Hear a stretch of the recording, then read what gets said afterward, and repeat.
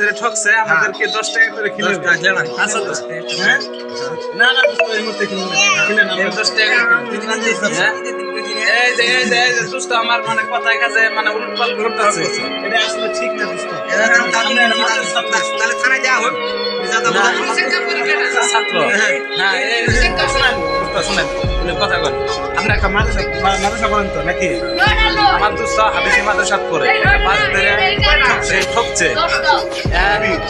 20 টাকা কিলোমিটার চাইছে